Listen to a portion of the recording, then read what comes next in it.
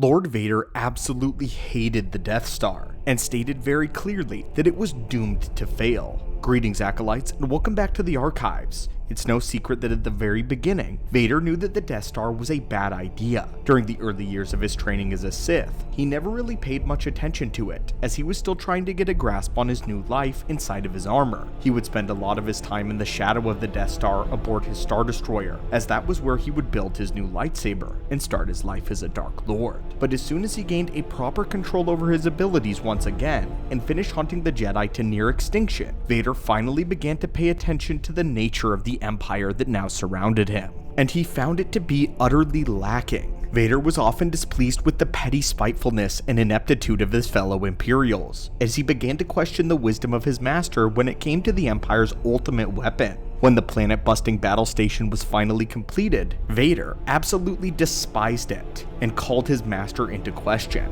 So today, Acolytes, we're going to be exploring the tactical, practical, and philosophical reason behind Vader's disdain for the Death Star. The first thing that we'll address is the vague reason that Vader himself gives on more than one occasion. The ability to destroy a planet is insignificant next to the power of the Force. In the latter years of Vader's life, he had steadily grown more and more obsessed with powers in the dark side. Originally, Vader hadn't cared much for Sith teachings or Sith ways. Sidious threw a few books and holocrons his way, but as far as real Sith training went, that never really occurred. Vader proved early on that he wasn't going to be the Sith apprentice that Sidious had always dreamed of, an apprentice that he could perform rituals with and combine their power to create something terrifying. So after trying endlessly for that goal, the Emperor would pretty much give up on Vader on his own. Eventually, Vader himself would come around to the idea that he once realized that there was nothing in the galaxy left for him besides the Empire, Palpatine, and the Force. He became religiously zealous to the dark side, championing the idea that it ruled over all, and that it even ruled his own life. It's our belief here at the archives that around this time, Vader was wanting to try a much different approach to warfare, something more in line with the ancient Sith.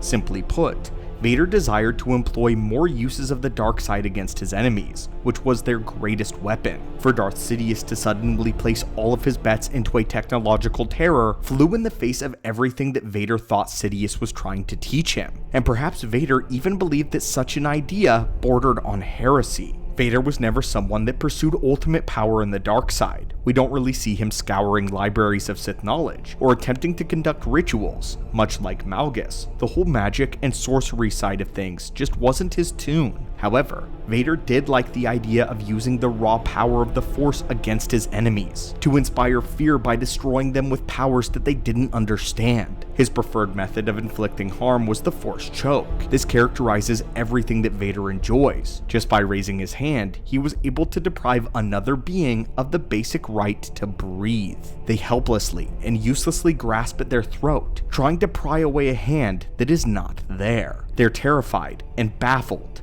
They are strangled in a way that they cannot comprehend. They are lesser. How could they comprehend it? They are powerless to stop it. No amount of military analysis can interpret the true powers of the dark side. This was the destruction through the Force that Vader wanted to inflict. But now the Emperor, from Vader's perspective, had abandoned these notions and wanted to build a gaudy metal weapon, one which could be seen, analyzed, and destroyed. This brings us to the next reason, the tactical reasoning behind Vader's hatred. A giant sphere of metal and machinery might as well have a big target painted on it. Vader highly disapproved of such a massive battle station being the very cornerstone of the Empire's entire military power. In the Tarkin Doctrine, which was the letter Tarkin wrote to Palpatine concerning the idea of the Death Star, Tarkin talks about how a weapon can often more than make up for the need for excessive force, since the threat of the Force is conveyed through the size of the weapon itself. Tarkin would use the idea of a Star Destroyer for example. He stated that the average non-military mind looks up at those ships and lose all will to fight once they see how massive they are. Tarkin finishes by saying the same would be true for the Death Star, which would be impossibly massive and would destroy an enemy's will to fight. But again here, these are for the non-military minded. Those with experience would know the larger the weapon, the larger the weak point. Vader, being a tactically minded man himself, is able to see this flaw a mile away, and so did the Rebel Alliance, who instantly knew to capture the Death Star plans to find that weak spot. Vader was aware that the rebels would take this course of action because he himself experienced something similar as a child. As a boy, Anakin managed to blow up the Trade Federation control ship, which in itself was very similar to the battle station that they were constructing. Vader saw the ultimate weakness in the Death Star, pointed it out, but they simply told him that it was too powerful, too massive. But now we must speak of practicality. The practicality of constructing a weapon so massive was called into question not just by Vader, but also Grand Admiral Thrawn and General Tagg. All three of these men were of one mind, that the massive amounts of resources being devoted to the Death Star would put better use into the Imperial Navy. It cannot be understated how much the Empire crippled its other manufacturing efforts in service of the Death Star. Many shipyards meant for Star Destroyers were converted into facilities for this sole battle station, including Kuat shipyards, which was perhaps the largest and most important manufacturing plant in the entirety of the Empire. It was on Kuat that the Super Star Destroyers were being constructed,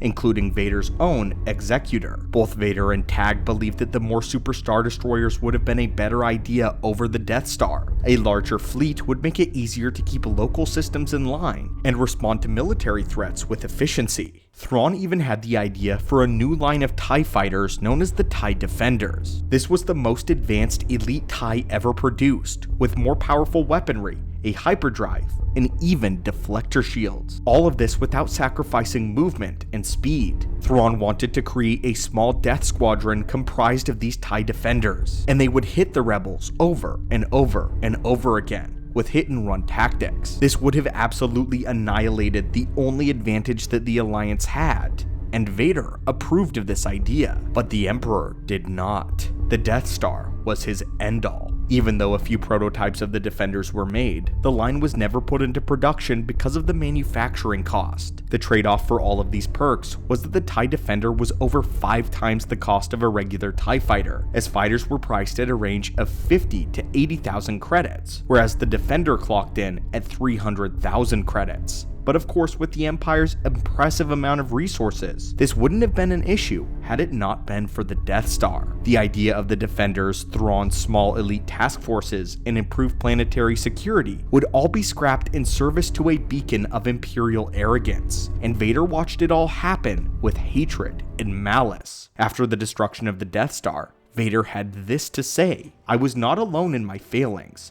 The arrogance of the weapon courted disaster." What is so fascinating about Vader's hatred for the Death Star is it's not only on a physical level, but again, philosophically as well. Vader believed that overall, the Death Star was bad for the Empire as a whole, as it promoted this arrogance, and as he put it, courted their disaster. Vader would even believe that the Death Star was one of the greatest missteps of Palpatine. Vader loathed the hubris that the Death Star inspired in lesser beings. Imperials gained a haughtiness, and they soon believed themselves to be invincible, their power beyond the Force. They became insolent, sloppy, and even thought that they could talk back to Vader. He watched as the Empire lost sight of the real power which made it strong in the first place, the dark side. Admiral Motti embodied this belief, as he proclaimed that the Death Star was now the ultimate power in the universe. But to make things worse, the Emperor himself believed in the weapon so much that he had everyone in charge of it under his protection. Vader could not touch them. He wasn't allowed to kill anyone who had charge of the project. And not only that, but Vader was also tasked with being the overseer and defender of the battle station. This put Vader in an almost subservient position to Grand Moff Tarkin, who now had the authority to order Vader what to do. Vader had already perceived Tarkin to be a rival, but what truly bothered Vader was how drunk Tarkin and the officers were going from the power, seeing that they were literally going insane from it. Human beings are not meant to hold the power that the Death Star gave them, especially not Force sensitives. Vader had suspected that Tarkin was starting to slip a little, but this was all confirmed during the novelization for A New Hope. After Tarkin gave the order to destroy Alderaan, Vader warned that obliterating a core world so close to Coruscant would have massive unforeseen impacts on the structure of the Empire. The Sith Lord suggested that Tarkin at least check in with the Emperor before moving forward, but in that moment, Tarkin snapped at Vader, telling the Dark Lord that he was in control here, and his decisions were final. At this moment, Vader realized that the man had lost his mind. He had the trigger to destroy any planet he wanted, And what made Vader know that Tarkin was truly insane is that when he yelled at him, there was no semblance of any fear in the Grand Moff whatsoever, and only the insane would be fearless before Vader. What Vader didn't know is that Tarkin was actually literally seeing things, figments of his own imagination, terrifying hallucinations of people that he had murdered, people that were screaming for him to join them. All of this was further exacerbated by Tarkin's newfound godlike power bestowed upon him by the Death Star. In the end, even after Vader was proven correct and the Death Star was destroyed, he would still see no end to the misery that it caused him. Palpatine blamed him of all people for its failure and had him punished. Needless to say, Vader was likely not excited about the announcement of a second Death Star. But anyway, my friends, what are your thoughts on the reasoning behind why Darth Vader truly detested the Death Star and said it was doomed to fail and was a major mistake? What do you think would have happened if the Emperor had listened to Vader and Thrawn? And what are your thoughts on how the Death Star actually made the Empire weaker? As always, my friends, thank you so much for visiting the channel today. And as always, may the Force be with you.